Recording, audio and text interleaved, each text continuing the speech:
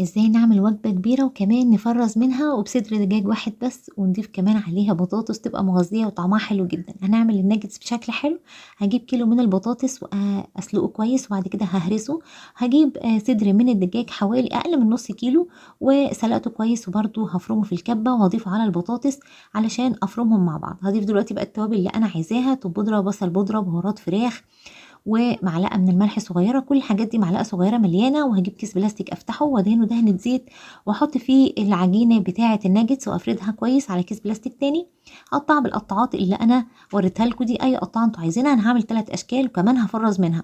في المرحلة دي هاحطها في التلاجة شوية على بال ما أجهز دقيق اللي أنا هاحطه فيها. دقيق ذرة كوباية، ودقيق عادي كوباية، وبيضتين وربع كوباية من المية. بهرت البيض بتاعي ببهارات برضو والملح، وبعد كده هاحطها بقى في الخليط ده وهاقليها في زيت غزير، هيبقى طعمها حلو جدًا. جربوها إن شاء الله هتعجبكم، ممكن تفرّزوا منها كمان.